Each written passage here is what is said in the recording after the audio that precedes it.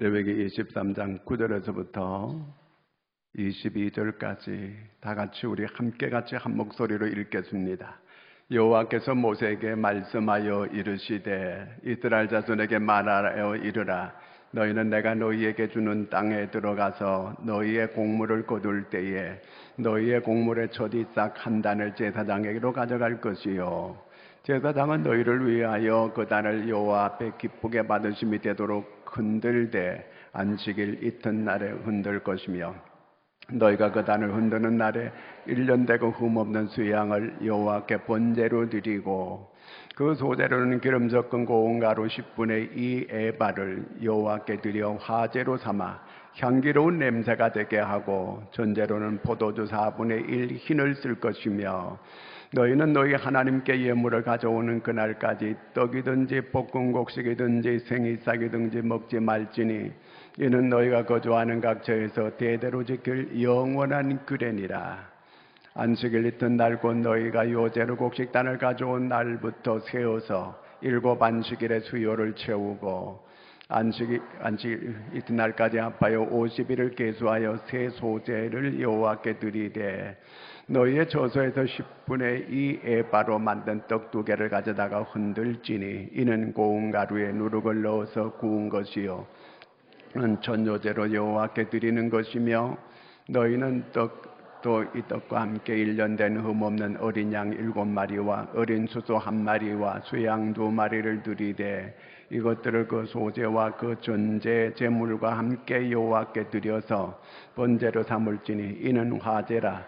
여호와께 향기로운 냄새며 또 수염소 하나로 속죄제를 드리며 1년 된 어린 수양 2마리를 화목제물로 드릴 것이요 제사장 그 첫 이삭의 떡과 함께 그 2마리 어린 양을 여호와 앞에 흔들어서 요제를 삼을 것이요 이것들은 여호와께 드리는 성물이니 제사장에게 돌릴 것이며 이날에 너희는 너희 중에 성회를 공포하고 어떤 노동도 하지 말지니 이는 너희가 그 거주하는 각처에서 대대로 지킬 영원한 규례니라. 너희 땅에 곡물을 벨 때에 밤모퉁이까지 다 베지 말며 떨어진 것을 줍지 말고 그것을 가난한 자와 거류민을 위하여 남겨두라. 나는 너희의 하나님 여호와니라. 아멘. 할렐루야. 저는 여러분의 기도 덕분에 기독교가 세계 최초로 국교로 공인된 그 나라 거기 갔다 왔습니다. 안드레가 전도해서 그쪽 지역에 복음이 퍼지게 되었고 또 예수님의 수위가 있는 곳이기도 하고 또 그 다음에 십자가에 예수님께도 십자가 지신 일부분이 있는 곳이기도 했습니다. 나중에 차차 그거는 말씀드리기로 하고 오늘은 맥주 감사절입니다. 서울의 한 경로당에서 할머니들이 이제 동해로 소풍을 가게 됐어요. 그래서 이제 버스를 타고 이제 가고 있는 거예요. 근데 기사 옆에 한 할머니가 앉아서 그 아몬드를 기사에게 한 움큼 주었어요. 그랬더니 기사가 감사합니다. 그리고 이렇게 받아서 잘 드셨어요. 그 얼마 있다가 또 할머니가 또 한 움큼 이렇게 또 아몬드를 갖다 주는 거예요. 아유 할머니 이렇게 할머니가 드시지 왜 자꾸 저를 주시느냐고. 아유 저는요 이가 약해서 이걸 못 먹어요. 그리고 이렇게 전해주는 거예요. 아니 못 먹으면 이걸 왜 사셨어요? 그러니까 제가 이 아몬드를 산 게 아니고 아몬드 초콜릿을 샀어요. 그래서 이가 약해서 아몬드 초콜릿은 다 빨아먹고 아몬드를 못 씹어 먹어서 이걸 주는 거예요. 그러는 거예요. 여러분은 감사하게 잘 드실 수 있어요?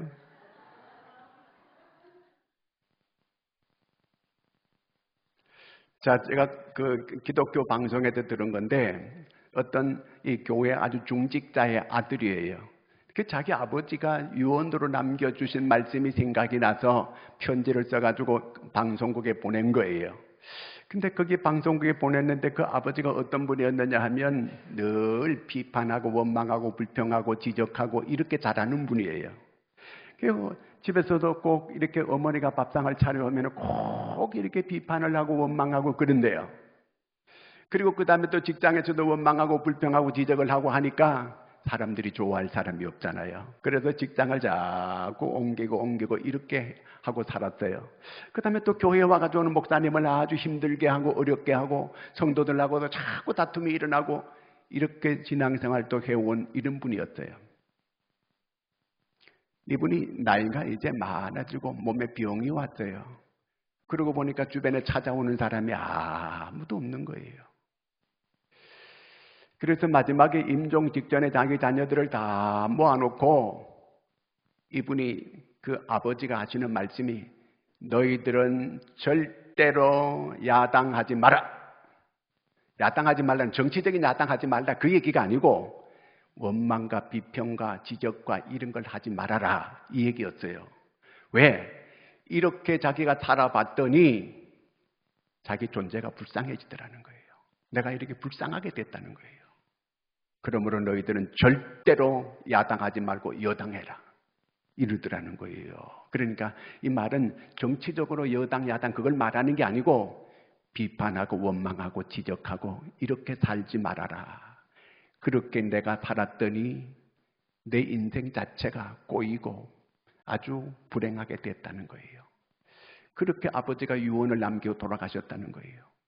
근데 이 아들이 나는 아버지처럼 저렇게 되지 말아야지 이렇게 마음 먹고 사는데 그런데 그 아버지의 그 아들 DNA가 그대로 물려받아서 자꾸 그 아버지의 그 모습이 자기 삶 속에 투영이 돼가지고 나타나더라는 거예요. 그래서 자기 걱정하는 게 뭐냐면은 또 내 아들이 또 나를 닮고 할아버지를 닮을까봐 그게 걱정이라는 거예요. 여러분, 성경은 뭐라고 말합니까? 감사하라. 오늘 맥주 감사절이잖아요. 감사하라. 그 얘기예요. 왜 이렇게 감사하라고 이렇게 말씀을 하실까? 그거는 감사가 모든 삶에 여러분 데살로니가 전서에 보면은 5장 16, 17, 18절에 보면은 항상 기뻐하라. 쉬지 말고 기뻐하라. 범사에 감사하라. 이런 너희를 향하신 하나님의 뜻이니라. 그렇게 사는 게 하나님의 뜻이다 그 말이에요. 그런데 감사하고 기뻐하고 감사하고 쉬지 말고 기도하고 이게 하나님의 뜻인데 그러면 그때 데살로니가의 상황이 어떤 상황에서 이 말씀이 주어졌느냐 하는 그거예요. 그 데살로니가를 가만히 보면은요 얼마나 핍박이 심했는지 핍박과 환난과 죽음의 공포가 몰아치던 그런 때였어요. 그러면 당연히 그런 때는 위로의 말씀, 소망의 말씀을 하셔야 마땅하잖아요. 그런데 그게 아니고 기뻐하라, 쉬지 말고 기도하라, 범사에 감사하라. 그게 하나님의 뜻이다. 이렇게 말씀하고 계시는 거예요. 그러니까 하나님께서 이렇게 하시는 말씀이 왜 이렇게 말씀을 하고 계실까? 그거예요. 우리가 어떤 상황이 어려운 상황이 주어졌을 때 그 인간 육신적으로는 도저히 감사가 나오지 않아요. 그런데 그런 때도 하나님께 깊이 묵상하다 보면 하나님께서 내 속에 깨닫게 해주시는 하나님의 음성이 들려오는 걸 느낄 수가 있어요. 그런 때도 감사할 수 있어요. 독일에서 슈몰크 목사라고 하는 베냐민 슈몰크 목사라고 하는 분이 계셨는데 이분이 이제 그 신방을 갔다 왔어요. 그랬더니 사택이 다 불타버리고 잿더미가 돼 있는 거예요. 애들 두 형제가 있는데 이름을 부르니까 애들이 소리가 없는 거예요. 그래서 그 잿더미 속에 뒤지다 보니까 애들이 서로 부둥켜 안고 다 죽은 거예요. 하나님 이게 뭡니까? 하나님 도대체 이게 뭡니까? 왜 하나님 저한테 이런 시련을 주십니까? 막 원망이 나오고 불평이 나오고 이렇게 했습니다. 근데 조용히 하나님의 뜻이 뭡니까? 하나님의 무슨 뜻입니까? 그때 한 가사가 떠오르는 거예요. 내 주여 뜻대로 내 주여 뜻대로 행하시옵소서. 이 가사가 떠오르는 거예요. 여러분, 우리 어떤 시각으로 보느냐 따라서 주어진 환경이 감사도 될 수 있고 원망과 불평도 될 수 있어요. 그러나 우리가 내비게이션 목적지를 치게 되면 사람을 거기까지 잘 인도해 주게 됩니다. 감사로 우리가 내비게이션을 목적지를 치게 되면 하나님께서 우리를 감사의 방향으로 우리가 천국 잔치를 맛보는 길로 영원한 하늘의 문이 열리는 길로 인도해 주십니다. 그러나 내가 원망과 불평을 계속하게 되면 그거는 지옥으로 나를 이끌어가게 된다는 겁니다. 여러분, 어려운 중에서도 그 환경을 보고 감사할 수 있는 이런 여러분들이 되기를 축원합니다. 다윗이 자기 장인어른한테 맨날 쫓겨다니는 거예요. 다윗의 장인어른이 이름이 뭐죠? 사울이에요. 사자 들렸어요. 이 사울 왕이 사위를 계속 죽이려고 1년도 아니고 2년도 아니고 10년 넘게 계속 죽이려고 쫓아다닙니다. 피를 말리는 거예요. 그걸 간신히 이겨내고 이렇게 이스라엘의 초대 두 번째 왕이 됐어요. 근데 아들이 또 압살롬이 반역을 일으켜가지고 또 맨발로 도망쳐야 되는 이런 엄청난 비극을 겪게 됩니다. 이럴 때 다윗이 시를 짓는데 감사의 시를 지어요. 내 영혼아 잠잠히 하나님만 바라라. 잠잠히 하나님만 바라라. 하나님을 계속 찬양하고 감사하는 거예요. 여러분, 이루고 나니까 그 어려운 환경이 다 벗어지게 되고 그 앞에 큰 대로가 활짝 열리는 모든 고난과 어려움을 벗어날 수 있는 마스터 키가 감사인 줄로 믿으시기 바랍니다. 우리가 어려움을 당할 때 계속 원망하고 불평하고 그렇게 하게 되면 점점 더 일이 꼬이게 되고 점점 더 이렇게 불행한 일만 내게 계속 일어나게 됩니다. 그러나 어려움이 왔을 때 내가 어떤 시각으로 그걸 바라보느냐, 믿음의 눈으로 그걸 바라보고 정말 내 렌즈를 감사의 렌즈로 바꿔 끼우고 그 내가 모든 주어진 상황을 내가 믿음으로 잘 반응하면서 나가기만 하고 감사하고 나가기만 하면 반드시 하나님은 모든 문이 열리는, 감사하고 나가면 그것이 바로 마스터 키인 줄로 믿으시기 바랍니다. 다윗이 그렇게 했어요. 길이 확 열리는 거예요. 제가 이번에 여행 갔다가 아침에 밥 먹으러 딱 가려고 하는데 문을 딱 잠궜는데 우리 집사람이 키를 뺐는 줄 알았어요. 안 빼고 잠궜어요. 그래서 아침 먹고 못 들어가잖아요. 그래서 거기 그 지배인한테 가가지고 우리가 키를 저 안에 놓고 그냥 잠궜다. 그럼 마스터 키 가지고 좀 열어달라. 금방 와가지고 열어주더라고요. 그 사람들은 마스터 키가 있는 거예요. 여러분, 우리의 삶의 모든 어려운 문제가 풀려지고 해결되고 응답되게 되기를 원하면 마스터 키가 뭐냐? 감사인 줄로 믿으시기 바랍니다. 감사하고 나가면 모든 게 열리는 역사가 일어나게 되는 줄로 믿으시기 바랍니다. 그래서 하나님께서 우리에게 감사절기를 지키라, 맥주절을 지키라 명령한 거예요. 그래서 신명기 10장 13절에 보면은 내 행복을 위하여 명령과 규례와 율례를 지킬 것이 아니냐. 네가 진정으로 행복하기를 원한다면 이런 감사로 절기를 지키라, 그 얘기예요. 왜 하나님께서 이렇게 감사의 절기를 지키라고 하느냐? 하나님이 좋아서 지키라고 하는 게 아니고 우리의 행복을 위해서. 네가 그러면 네가 복을 받아. 네가 행복해지는 거야. 바로 그 얘기예요. 그러므로 이런 절기를 통해서 하나님께 우리가 이 신앙 훈련을 하는 게 바로 감사 훈련을 하게 하기 위해서 이렇게 절기를 지키라. 오늘은 맥주절을 지키라. 그렇게 말씀하고 있는 이스라엘의 남자들은 의무적으로 꼭 이거는 의무예요. 의무적으로 새 절기를 꼭 지킬지니라 그랬어요. 신명기 16장 16절을 같이 한번 읽겠습니다. 너희 가운데 모든 남자는 1년에 3번 곧 무교절 77절과 초막절에 는 여호와께 택하신 곳에서 여호와를 배웁되 빈손으로 여호와를 뵙지 말고 1년에 3번은 꼭 너희들 절기를 지키는데 하나님 앞에 나와서 절기를 지켜라. 남자는 12살 이상 되면은 무조건 하나님께 의무적으로 다 나와서 이 감사 절기를 지키라는 거예요. 첫째가 세 절기인데 첫째 절기는 유월절이요. 유월절은 뭘 감사하고 지키느냐? 400년 동안 종살이 하다가 애굽에서 해방시켜 주신 걸, 구원시켜 주신 거 감사함으로 절기 지켜라, 그 얘기고, 그 다음에 이제 이 가나안 땅의 땅을 차지하고 첫 번째 농사를 지어가지고 이제 그 보리농사, 밀농사 지어가지고 하나님께 드리는 7.7절, 이 절기에는 맥주절을 지키라는 거예요.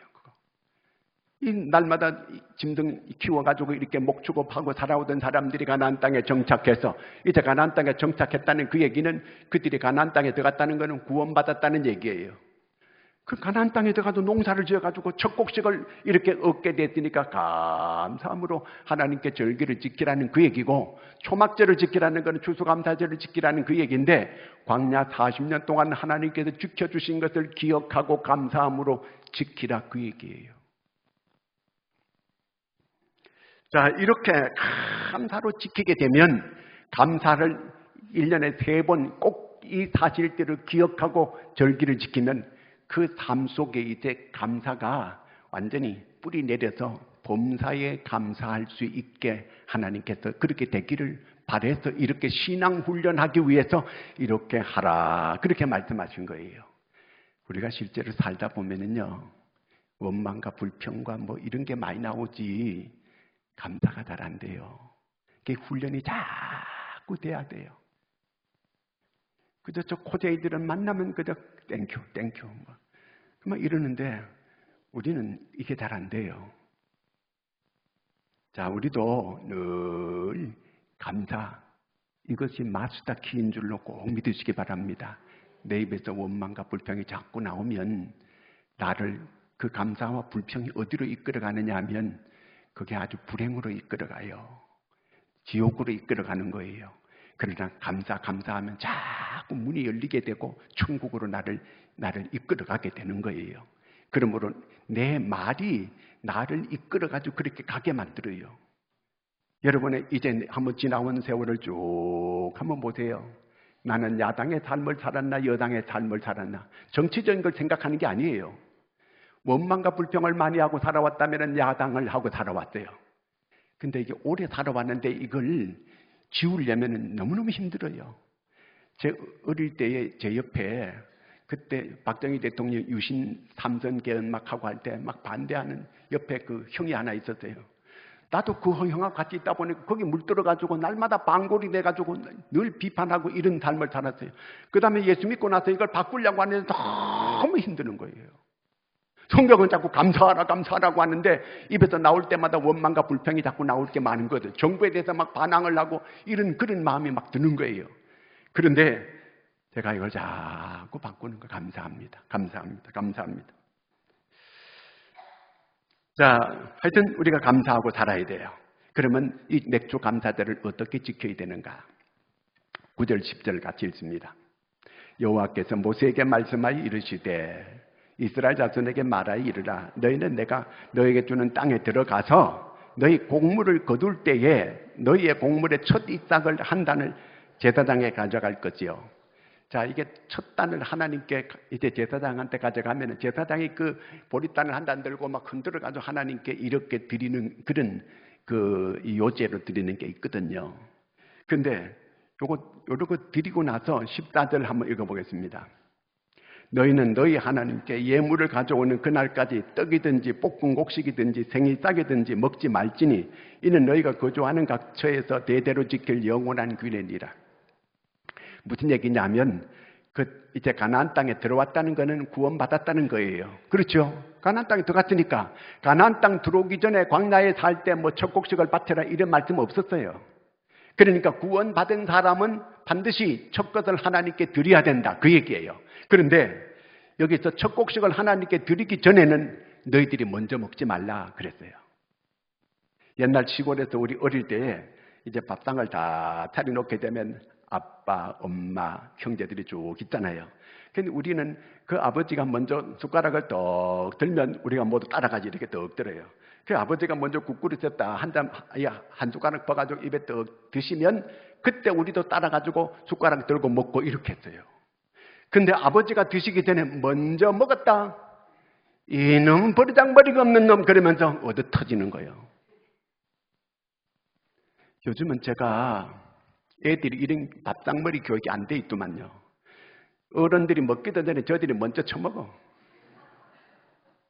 이게 아주 버리장머리 없게 키웠어요. 오늘 여기서 이스라엘 사람들이 가나안 땅에 대해 농사 지어가지고 척흑식을 거두어가지고 하나님께 드리기 전에 먼저 먹지 말라. 이 얘기는 먼저 먹는 사람이 소유권을 주장하는 거예요. 소유권이 그에게 있다는 그 얘기예요. 그러니까 내가 농사 짓고 내가 이렇게 뼈 빠지게 고생해가지고 내가 거두었으니까 내가 먼저 먹는다. 이거는 내한테 소유권이 있다 그 얘기예요. 여러분. 근데 내가 먹기 전에 하나님께 먼저 드린다. 이 얘기는 하나님께 소유권이 있다는 거예요. 여러분, 우리가 농사 지었으니까 우리의 것이에 다. 그거 아니에요. 하나님께서 우리에게 곡식을 주신 분이 하나님이고 땅을 있게 만드신 분이 하나님이시고 곡식이 우리가 그 씨앗을 하나님이 주셨으니까 그 씨를 심게 된 거고 그 씨가 내가 심기는 내가 심었지만 자라게 하는 분은 하나님이고 그 다음에 또 거기에 공기를 만약에 이렇게 곡식을 심어놨는데 영하 30도 만들어버리면 곡식이 살아 못 살아요. 안 되는 거예요.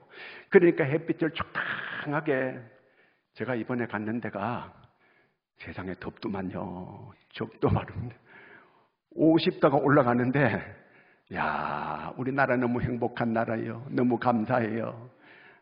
오니까 이거는 더운 것도 아니요. 거기는 딱 나가면 숨이 딱 막혀가지고 야 덥더만요. 더워요. 머리 다 빠질 것 같아요. 다 익어가지고 그럴 정도예요. 자, 그런데 자 이렇게 그 하나님께 먼저 드리는 거예요. 소유권이 하나님께 있는 거예요. 하나님께서 아니, 왜 내가 내 고생해가지고 내가 뼈 빠지게 내가 땀을 내가지고 내가 농사 지었는데 왜 내 것이 하나님의 것이냐고. 하나님께서 내게 건강도 주셨고 내가 그 농사 지을 힘도 주셨고 능력도 하나님이 주신 거예요. 그러므로 소유권을 하나님께로 인정해 드리는 거, 첫 것을 하나님께 드리는 거는 그거는 바로 하나님의 소유권이 하나님께 있습니다. 이걸 인정하는 거예요. 내가 먼저 먹는 거는 하나님의 소유권을 무시하는 거예요. 하나님을 무시하는 거예요. 그러므로 하나님께 먼저 첫 것을 드리는 게 이것이 신앙이에요. 첫 것은 하나님의 것이에요. 내 것이 아니에요. 내 마음대로 하면 안 되는 거예요. 자, 출애굽기 13장 12절을 함께 읽습니다. 너는 태에서 처음 난 모든 것과 내게 가축 태에서 처음 난 것들은 다 구별하여 여호와께 돌리라. 예, 처음 난 것은 하나님께 다 하나님의 거라는 거예요. 그러니까 하나님께 돌려드려야 된다 그 말이에요. 자, 왜 하나님은 이렇게 하실까?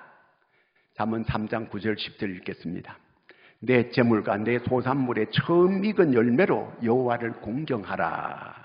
그리하면 내 창고가 가득히 차고 내 포도즙 틀에 새 포도즙이 넘치리라. 그러니까 내 재물과 내 소산물의 처음 익은 열매로 여호와를 공경하는 거예요. 그게 신앙이다 그 말이에요. 그 하나님을 첫째 자리에 두는 게 그게 신앙이라는 거예요. 그러니까 하나님을 첫째 자리에 두지 못하는 것은 신앙이 아니다. 결국 그 말이잖아요. 이스라엘이 망한 원인이 무엇 때문에 망했는가? 왜 하나님의 백성이 안 믿는 우상 섬기는 사람한테 망했는가? 왜 바벨론 나라한테 북이스라엘이 망하고 남유다가 망했는가? 두 가지예요. 첫째는 교만이고 두 번째는 우상 숭배예요. 하나님을 첫째 자리에 두지 않는 것은 우상 섬기는 거예요. 하나님이 둘째, 하나님이 셋째 가면 다 그건 우상 섬기는 거예요. 내가 교회 다니지만 그는 우상을 섬기고 있는 거예요. 첫 것을 하나님께로 돌리지 못하는 거, 그는 여호와를 공경하는 게 아니라는 거예요. 너희는 먼저 그의 나라, 그의 의를 구하라 그랬거든요. 그렇기 때문에 하나님을 첫째 자리에 두는 게 그게 신앙이라는 거예요. 하나님이 둘째가 되고 자녀가 첫째가 되고 그 자녀가 우상이에요. 그건 하나님께서 그냥 두지 않아요. 그럼 우리가 조심해야 돼요. 모든 게 하나님이 우선이 돼야 돼요. 제가 늘 걱정할 때마다 이 손자, 손녀를 하나님보다 우선에 세울까 봐 제가 그게 걱정이 됐어요. 하나님, 저는 그렇게 하지 않게 해주시옵소서. 기도해요. 내가 혹시라도 뭘 내가 하나님보다 더 앞세우는 게 있지 않는가? 하나님은 그걸 아주 싫어하는 거거든요. 내 재물과 내 소산물의 처음 익은 열매로 여호와를 공경하라. 이것이 하나님을 섬기는 신앙이다. 이렇게 하면 내 창고가 가득히 차고 너 집들이 가득 차고 넘치게 주겠다는 거예요. 이렇게 올바르게 하나님을 첫째 자리에 두게 되면 그 다음은 하나님께서 넘치게 주겠다는 거예요. 네가 먼저 네 것이라고 챙기고 그렇게 하면 오히려 하나님은 다 그걸 빼앗게 된다는 거예요. 이것이 성경의 원리예요. 구약 성경은 전부 다 율법이에요. 그 다음에 율법의 핵심은 딱 핵심이 뭐냐? 십계명이에요. 십계명의 첫째가 뭐예요? 나 외에 다른 신을 네게 있게 말지니라. 첫 번째가 그거예요. 가장 구약의 핵심이 나 외에 다른 신을 내게 있게 말지니라. 그 다음에 그는 어떤 형상도 만들지 말고 거기 절하지 말라는 거예요. 왜 그들이 망했는가? 우상숭배도 다 망한 거예요. 그들이 하나님께 나와도 예배 안 드렸다는 얘기 아니에요. 하나님께 예배 드려. 예배는 잘 드리지만 그들은 우상을 섬기고 있어요. 왜? 하나님을 둘째, 셋째로 놓고 사니까. 교회 나와도 하나님이 첫째 자리가 못 되는 사람들이 많이 있어요. 가나안 땅에 들어가서 곡식을 거두어서 가나안 땅에 들어갔다는 건 구원받았다는 거고, 구원받은 사람은 첫 것을 하나님께 드려야 될 의무가 있는 거예요. 그렇지 못하게 되면 그 사람은 하나님의 사람이 아니라는 거예요. 그러니까 첫 것을 구별해서 하나님께 꼭 드리라. 아니 우리가 보리 농사 진 것도 아니고 밀농사 진 것도 아닌데 하나님께 첫 것을 어떻게 드릴 수 있는가? 우리가 일해가지고 첫 월급을 받는 거, 월급 받는 그 첫째 것을 하나님께 드리는 거예요. 열에 하나, 10개 중에 1개 중에 그 하나님의 것이라는 거예요. 그걸 하나님께 드리는 거, 이것이 신앙이라는 거예요. 하나님을 첫째 자리에 두는 증거라는 거예요. 하나님은 우리 가정에서 첫 번째로 모시는 분이십니다. 그리고 구별하여 떼고, 이거는 하나님의 것이라는 거예요. 이걸 내 마음대로 이렇게 내 마음대로 쭈무리면 안 돼요. 절대로요. 그 사람은 우상을 섬기는 사람이다 그 말이에요. 그 다음에 이렇게 하나님께 첫 것을 드리게 되면 풍성하게 하나님께 감사를 드리라 그 얘기거든요. 자, 17절 말씀을 같이 한번 읽겠습니다. 너희의 처소에서 10분의 2 에바로 만든 떡 2개를 가져다가 흔들지니 이는 고운 가루에 누룩을 넣어서 구운 것이요. 이는 전 요제로 여호와께 드리라. 자, 하나님께 이렇게 드리게 될 때 누룩을 넣어가지고 고운 가루에 누룩을 넣어가지고 떡을 만들어서 구워가지고 하나님께 드리라 그랬거든요. 보통 그 성경에는 누룩을 넣지 말라 그랬어요. 왜 누룩을 넣지 말라 그랬어요? 누룩은 죄를 상징하고 누룩은 나쁜 악을 상징하는 거거든요. 그렇기 때문에 그런 것을 넣지 말라고 했는데 오늘 여기 말씀해 보니까 누룩을 넣으라는 거예요. 여러분, 그 밀가루에다가 누룩을 넣고 덮어놓게 되면요, 아침에 일어나면요 부풀어 이렇게 해요. 그걸 쪄먹게 되면은 빵이요. 저보다 더 잘 알지요. 왜 이렇게 성경에 보니까 누룩을 넣어가지고 이렇게 부풀게 해서 하나님께 드리라 했는가? 풍성하게 하나님께 드리라 그 말이에요. 자, 우리가 곡식을 많이 이렇게 거두었어요. 거두었으면은 그걸 하나님께 풍요롭게 하나님께 감사를 드리라 그 얘기거든요. 이게 무슨 얘기냐면 처음에 그 초실절이라는 게 있어요. 초실절. 초실절은 보리 농사를 해서 첫 단을 하나님께 드리는 걸 이걸 초실절이라 그래요. 이때는 오늘 12절에 보면은 수양 한 마리를 번제로 여기 그죠? 너희가 그 단을 흔드는 날에 1년 되고 흠없는 수양을 여호와께 번제로 드리고, 요거는 초실절이에요. 그 다음에 밀농사를 지어가지고 77절을 이렇게 77절에 드릴 때 맥주절에 77절은 맥주절이거든요. 맥주절에는 어떻게 제물을 드리느냐 하면 18절 보겠습니다. 너희는 또 이 떡과 함께 1년 된 흠없는 어린 양 7마리와 어린 수소 1마리와 수양 2마리를 드리되, 자 보세요. 초실절에는 뭐만 드렸어요? 수양 1마리만 번제로 드려요. 그런데 맥주절에는 어린 양 몇 마리? 7마리. 그 다음에 또 수소 1마리. 그 다음에 수양 2마리. 그러니까 초실절에 드리는 것보다 맥주절에는 많이 이렇게 하나님이 요구하는 거예요. 왜 이렇게 요구하는가? 오늘 우리가 여기 앉아 있는 사람들 중에 은혜를 많이 받은 사람이 있어요. 근데 본인이 생각해도 나는 딴 사람에 비교하면 은혜를 많이 받았다고 못 느끼는 사람도 있어요. 많이 받은 사람은 하나님께서 많이 감사하라는 그 얘기예요. 그래 인색하게 하나님께 감사하게 되면 이제 하나님이 그 다음은 큰 은혜를 안 주겠다는 그 얘기거든요. 그렇잖아요. 하나님이 초실절에는 적게 거두었으니까 적게 수양 한 마리만 바쳐 그랬어요. 7.7절 맥주절에는 양 7마리, 그 다음에 수소 마리 2마리, 그 다음에 어린 양 수소 몇 마리였죠? 수소 하나, 수양 2마리 이렇게 바쳐요. 많이 바치라는 거예요. 많이 바치게 되면 많이 그에게 앞으로 더 큰 은혜를 주겠다는 그 얘기예요. 그런데 은혜를 많이 받았음에도 불구하고 인색함으로 이렇게 하게 되면 그 다음에는 하나님께서 그는 악한 사람이고 그는 복을 많이 받을 그런 자격이 없는 사람이라고 은혜를 거두게 된다는 겁니다. 무서운 얘기예요. 자, 이렇게 하나님은 풍성하게 하시는 분이에요. 떡 5개 물고기 2마리로 이렇게 하나님 예수님 손에 갖다 드렸더니 5,000명이 먹고 12광주리가 남아요. 떡 5개 물고기 2마리 드렸는데 어린아이가 12광주리를 얻는 이런 놀라운 역사를 경험해요. 그 다음에 4,000명이 있는데 그 떡 7개 하고 고기 2마리를 갖다 드리는 4,000명이 먹고 7광주리가 남는 거예요.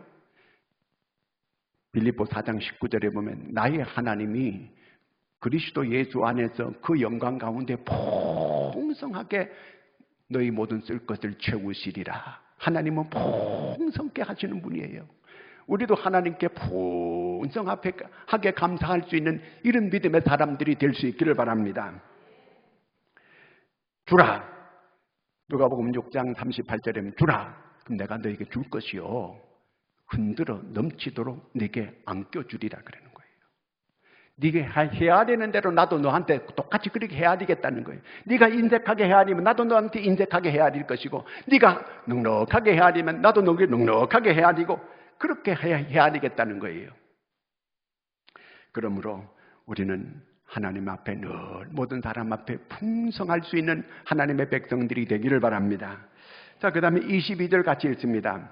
너희 땅에 곡물을 벨 때에 반 모퉁이까지 다 베지 말며 떨어진 것을 줍지 말고 그것을 가난한 자와 거류민을 위하여 남겨두라. 나는 너희의 하나님 여호와니라. 자, 이렇게 마지막에 너희가 이렇게 풍성하게 은혜를 받고 복을 받았으면 좀 어려운 사람들도 생각해라 그 말이에요. 너로 하여금 축복의 통로가 되라 그 말이에요. 너로 하여금 농사를 지을 때 다 걷어들이지 말라는 거예요. 모퉁이에 좀 이렇게 이 베기 어려운 데는 좀 남겨두라는 거예요. 왜? 고아와 가부와 객가 이런 먹고 살 수 없는 이런 사람, 땅도 없고 아무것도 없는 사람들 거기서 좀 주스다 먹게 좀 남겨두라 그 말이에요. 제가 요즘 우리나라가 세계적으로 아주 여러 한류가 세계에 퍼져가지고 인기가 많거든요. 그런데 저는 다른 것보다도 지금 아프리카에 그 사람들이 먹고 살지 못해가지고 그저 피골이 상접해가지고 이리 죽어가는 사람들이 많은데 한국 사람들이 들어가면 그 지역이 살아나는 거예요. 놀라운 일이잖아요.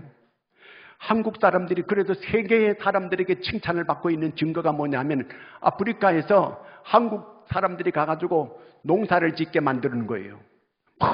멀리서부터 물길을 돌려와가지고 농사를 짓게 해가지고 거기에서 2모작 3모작을 막 해가지고 모든 사람들이 넉넉하게 살아갈 수 있게끔 그렇게 만들어주는 거예요. 그냥 이례적으로 이렇게 잠깐 뭘 갖다 던져주는 것보다가 그 사람들이 스스로 농사 지어가지고 살 수 있게끔 거기서 만들어주는 거예요. 거기서 새마을 운동을 막 일으키는 거예요. 그러니까 막 놀라운 역사가 일어나는 거예요. 말라위 같은 그런 나라는 옆에 탄자니아 나라가 자꾸 쳐들어오는 거예요. 한국 사람들이 거기 한국 무기를 많이 갖다 줬어요.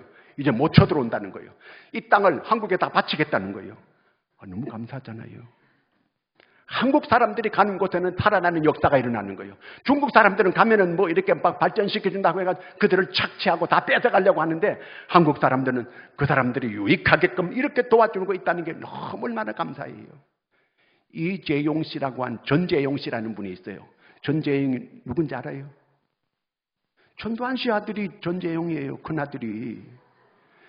그런데 제가 전두환 씨 큰아들 얘기하려고 하는 게 아니고, 그 참치 원양 어선을 갔던 사람인데 선장이에요. 전재용 씨가. 이름이 어떻게 똑같아요. 근데 이분이 원양 어선 1년 동안 참치 잡으러 갔다가 돌아오는 길이에요. 월남이 망해가지고 이렇게, 그때 여기 지금 이 보트 피플 다른 그림요. 자, 여기 이렇게 많은 사람이 타가지고 살려달라고 막 배 지나가는 사람들마다 우리 좀 살려달라고 하는데, 배가 26째 지나갔는데 한 사람도 안 도와주더라는 거예요. 그런데 한국의 전재용이라고 하는 이 사람이 선장이 멈춰라. 이 사람 다 태워라. 이 사람들 그냥 두면 다 죽거든요. 96명이 이 조그마한 피플에, 보트에 타고 있는 거예요. 이 사람들 안 도와주면 다 죽는 거예요. 바다에서. 파도에 실려가지고. 이 사람들은 이 월남 사람들 가운데에 미군을 도와주었고 한국 사람을 도와주었고, 그런 사람들은 빼뚜공들이 다 처단하는 거거든요. 그러니까 이 사람들이 전부 다 도망친 거예요. 아무도 안 도와주는데 이 전재용 씨가 이제 우리나라로 연락해가지고 이 사람들을 우리가 건져줘야 되는데 어떻게 하겠냐. 절대로 태우지 마라. 그렇게 했는데 이 전재용 씨가 다 태워. 내가 책임지겠다. 다 태웠어요. 그래가지고 한국으로 데려온 거예요. 오면서 양식이 부족했는데도 걱정하지 마라. 어려운 사람들은 선장실에 데려가가지고 다 치료해주고, 먹을 걸 이 사람들은 다 주고, 자기들도 먹을 게 없는데 먹을 걸 주고 해가지고 살려주었어요. 전재용 씨가 어떻게 됐는가? 잘렸어요. 어디든지 이력서를 내밀어도 안 받아주는 거예요. 그래서 저 남해 쪽에 가가지고 바닷가에서 조개 캐먹고 이렇게 19년 동안 어렵게 살아가요. 그런데 이제 이 보트 피플에 탔던 사람들이 미국으로 가가지고 거기 가서 96명이 잘된 사람들이 많잖아요. 이 미국 가가지고 성공한 사람들이 많은데 자기들의 생명의 은인되는 전재용 씨를 19년 동안 찾았다는 거예요. 그래서 19년 이제 여기 LA 공항에 도착해가지고 막 환영식 해주고, 모두가 와서 껴안고 우리의 목숨의 은인 되신 분이라고, 우리를 살려준 분이라고 너무너무 좋아하는 거예요. 이렇게 미국에 와주셔서 감사합니다, 감사합니다 하면서 돈을 50억을 갖다 준 거예요. 그때 이분이 안 받으려고 했는데 받았는지 안 받았는지 잘 모르겠습니다. 이렇게 했어요. 자, 우리가 함께 같이 즐거워해야 돼. 우리가 이만큼 살게 됐잖아요. 우리도 이웃을 도와줄 차례가 됐잖아요. 저는 우리 교회에서 이 탄자니아 그쪽에 우물도 파주게 되고, 이제 그쪽에 여러 가지로 우리가 도와주고 있는데 하나님이 얼마나 기뻐하시겠어요. 우리가 어려운 이웃들, 아프리카 그 굶어 죽어가는 사람들한테 그 물을 못 먹어 병이 걸려 죽는데 우리가 어려운 이웃을 생각한다면 하나님이 얼마나 기뻐하실까요? 우리가 축복의 통로가 되어서 감사하고 살아갈 때 모든 그것이 마스터키가 되고 모든 게 열리는 이런 기적의 역사가 있는 줄로 믿으시기를 축원합니다. 기도합니다. 하나님 아버지, 오늘도 우리가 함께 하심을 감사합니다. 이제 늘 감사하고 살아가는 저희들이 되게 하여 주시옵소서. 예수님의 이름으로 기도하옵나이다. 아멘.